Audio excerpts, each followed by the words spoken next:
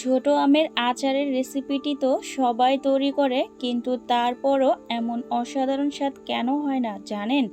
অনেকেই ভাবে এটা একটা সাধারণ ছোট আমের আচার, কিন্তু আসল রহস্যটা এখানেই না। এই ছোট আমের আচার রান্নাটাকে একদমই অন্য লেভেলে নিয়ে যাবে এমন একটা ছোট্ট ট্রিক্স আছে, যেটা বেশিরভাগ মানুষই জানে না বা ঠিকভাবে ব্যবহারও করে না। কিন্তু শেষে যখন সেই ছোট্ট দুইটি টিপস ফলো করবেন, তখন বদলে যায় পুরো স্বাদ। একবার এইভাবেই বানিয়ে দেখুন টক ঝাল মিষ্টি ছোট আমের আচার। এটা আসল স্পেশাল ছোট আমের আচারের রেসিপি। সবারই ছোটবেলায় এই আচারটা অনেক বেশি পছন্দ ছিল, তাই তো একদমই সহজ রেসিপিতে দেখানোর চেষ্টা করেছি। একবার এভাবে বানিয়ে দেখলে আপনি নিজেই বলবেন এটা আর সাধারণ ছোট আমের আচার না। আর এই আচারটা খেতে কিন্তু দুর্দান্ত লাগে। তাই ভিডিওটি স্কিপ না করে শেষ পর্যন্ত দেখুন। আশা করি আজকের আমের আচার রেসিপিটি আপনাদের কাছে খুবই ভালো লাগবে। তো চ্যানেলে নতুন হলে চ্যানেলটি সাবস্ক্রাইব করে বেল অন করে রাখতে পারেন নিত্য নতুন সাধারণ জিনিস দিয়ে অসাধারণ রেসিপি পাওয়ার জন্য। আর বেশি ভালো লাগলে একটি শেয়ার করে সবাইকে দেখার সুযোগ করে দিতে পারেন। হ্যালো এভরিওয়ান, আসসালামু আলাইকুম, welcome back to my channel. আপনারা সবাই কেমন আছেন? আশা করি যে যেখান থেকে আমার ভিডিওটি দেখছেন সবাই অনেক অনেক ভালো আছেন, সুস্থ আছেন। তো কথা না বাড়িয়ে আমি মূল রেসিপিতে চলে যাচ্ছি। এখানে আমি 1 কেজির মতো আম নিয়ে নিয়েছি। তো আমগুলো সাইজ একটু ছোট। তো আজকে হচ্ছে আমি আপনাদেরকে এই আমগুলো দিয়েই স্পাইসি আচার বানিয়ে দেখাবো। আপনারা অনেকেই ধারণা যে ছোট আমের আচার কি স্বাদ হয় বা ছোট আমের আচার কি ভালো লাগে, কিন্তু আমি কথা দিচ্ছি আপনারা এই ছোট আম দিয়ে কিন্তু সুন্দর মতো আচার তৈরি করে নিতে পারেন। আর ছোট আম বানানোর শেষে আমি যে দুইটা মশলা অ্যাড করেছি, এর স্বাদ একদমই অন্য লেভেলে নিয়ে যাবে। সেই টিপসটাও আপনি জানতে পারবেন যদি শেষ পর্যন্ত ভিডিওটি দেখুন। তো দেখুন, আমগুলো কিন্তু আমি সুন্দর করে খোসা ছাড়িয়ে নিয়েছি কিচেন পিলার দিয়ে। এখন আমগুলোকে আমি 5 থেকে 6টার মতো পানি দিয়ে ধুয়ে নিব। তো আমের গায়ে কিন্তু অনেক কষ থাকে, আপনারাও ভালো করে ধুয়ে নেবেন। তো দেখুন, আমি এক এক করে সব আমগুলো কিন্তু বাটির ভিতরে কিন্তু দিয়ে দিচ্ছি। তো এখন আমি উপর থেকে পানি দিয়ে দিচ্ছি। তো পানি দিয়ে আমগুলোকে আমি ঘষে ঘষে ভালো করে ধুয়ে নিব।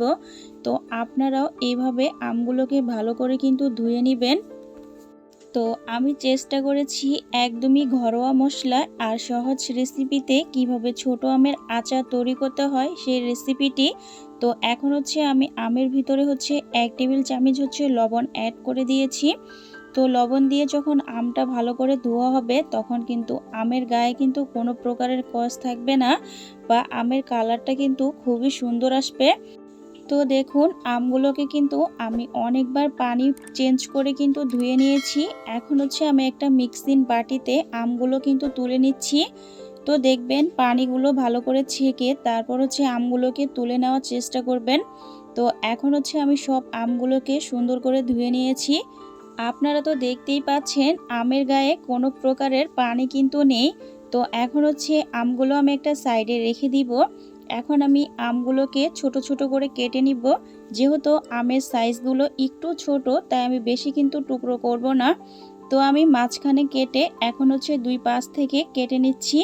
তো এই আমগুলো দিয়ে যখন আপনারা আচার তৈরি করবেন, তখন এমনিতেই কিন্তু আমগুলো কিন্তু গলে যাবে। তাই আমি বেশি ছোট ছোট করব না। তো আমি এইভাবেই আমগুলোকে আমি কেটে নিচ্ছি। আর যেগুলো একটু ছোট সেগুলো আমি 2 টুকরো করব, আর বড়গুলো আমি 4 টুকরো করে কেটে নিয়েছি। আর আমগুলো আমি এইভাবে সবগুলো কেটে নিব। আর যেগুলো ছোট সেগুলো আমি 2 টুকরো করে কেটে নিব। তো আপনারাও এভাবে কেটে নেবেন। আর বন্ধুরা, ভিডিওর মাঝে এবং ভয়েসের মাঝে ভুল ত্রুটি হলে ক্ষমার দৃষ্টিতে দেখবেন। এখন আমগুলো আমি একটু ছুরির সাহায্যে মাঝখান দিয়ে কুচি করে কেটে নিচ্ছি। তাহলে কিন্তু আমের ভিতরে মশলাটা কিন্তু সুন্দর মতো বিজবে। আর আপনার ছোট আমের আচারের রেসিপিটি খেতেও দুর্দান্ত লাগবে। তো এখন আমের ভিতরে যে আট বা বিচি, ওটা আমি ফেলে দিচ্ছি ছুরির সাহায্যে। তো আপনারাও এভাবে ফেলে নেবেন। তো দেখুন, আমি এইভাবে সবগুলো বিচি কিন্তু তুলে নিচ্ছি। এখন হচ্ছে আমি আমগুলো আবার একটা প্লেটে কিন্তু সবগুলো তুলে নিয়েছি। তো আমার আচার তৈরি করার জন্য আমগুলো কিন্তু একদমই রেডি।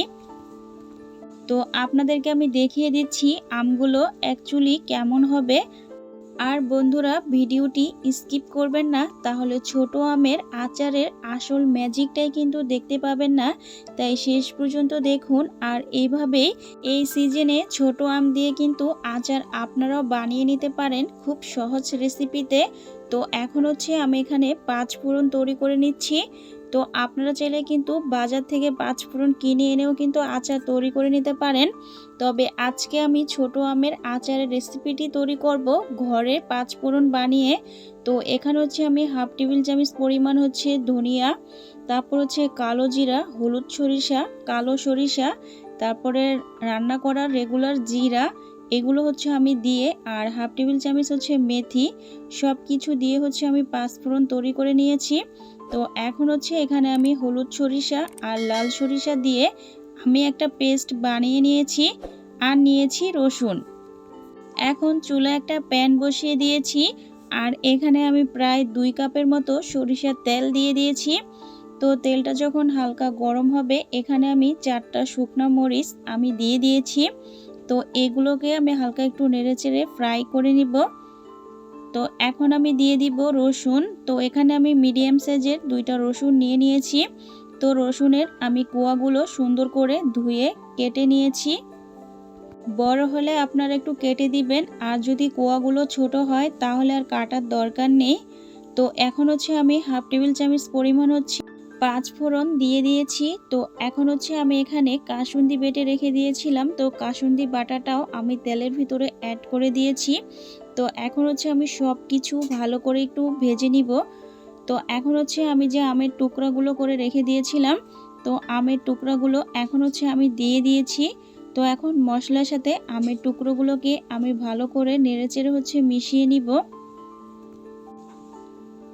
তো আপনারা তো দেখেই বুঝতে পাচ্ছেন আমি কিভাবে মিশিয়ে নিচ্ছি। তো আপনারাও এভাবে কিন্তু মিশিয়ে নেবেন। এখন দিয়ে দিব হাফ টেবিল চামচ স্পুন পরিমাণ হচ্ছে হলুদ গুঁড়া, আর হাফ টেবিল চামচ স্পুন পরিমাণ হচ্ছে মরিচ গুঁড়া, আর স্বাদ মতো হচ্ছে লবণ। তো ঝালটা আপনারা যে যেমন পছন্দ করেন তো সেভাবে হচ্ছে দিয়ে দিবেন। তো আমি সব কিছু দিয়ে আবারও আমের সাথে মশলা আমি ভালো করে হচ্ছে নেড়েচেড়ে মিশিয়ে নিব। তো আমাদের এখানে কিন্তু অনেকটা পরিমাণ ঝড় হয়েছিল, বৃষ্টি। তো তখন হচ্ছে এই ছোট ছোট আমগুলো আমাদের গাছ থেকে পড়েছে। তো সেই আমগুলো আমি গাছতলা থেকে কুড়িয়ে এনে, তো সেই আমগুলো দিয়েই আমি আপনাদের সাথে আচার রেসিপিটি শেয়ার করেছি। তো আমার এই ছোট আমের আচার রেসিপিটি আপনাদের কাছে কেমন লেগেছে অবশ্যই কমেন্টে জানাতে ভুলবেন না। তো এখন হচ্ছে আমি এখানে প্রায় 1.5 কাপের মতো চিনি অ্যাড করে দিয়েছি। তো দেখুন চিনি থেকে কিন্তু অনেকটা পরিমাণ পানি বের হয়েছে। এখানে আর আমি আলাদা করে কোনো ধরনের পানি অ্যাড করব না, চিনি থেকেই অনেকটা পরিমাণ পানি বের হয়েছে, এটাতেই আচারটা সুন্দর মতো সিদ্ধ হয়ে যাবে। তো আমি অন্য চুলায় 5 ফোড়নগুলোকে টেলে নিব।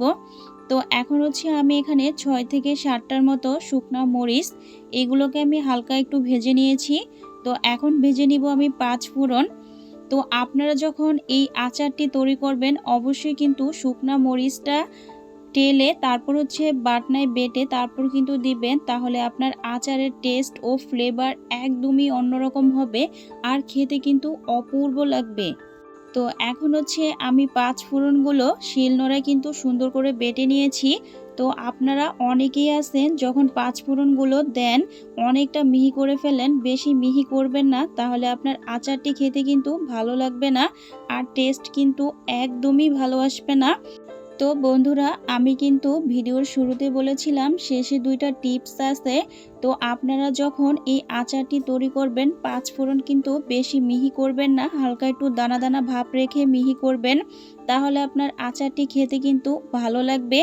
আর একটি টিপস হচ্ছে যখন আচার বানানো শেষ তখন এখানে আপনারা হাফ টেবিল চামচের মতো সিরকা বা ভিনেগার দিতে পারেন, তাহলে আপনার আচারটি কিন্তু অনেক দিন পর্যন্ত ভালো থাকবে। তো আশা করি আমার আজকের ছোট আমের আচারের রেসিপিটি আপনাদের কাছে অনেক বেশি ভালো লেগেছে। আর শেষ পর্যন্ত দেখার জন্য আপনাদেরকে অসংখ্য ধন্যবাদ। আজকের মতো আমি এখানেই বিদায় নিচ্ছি। Thank you for watching my video. Okay, আল্লাহ হাফেজ।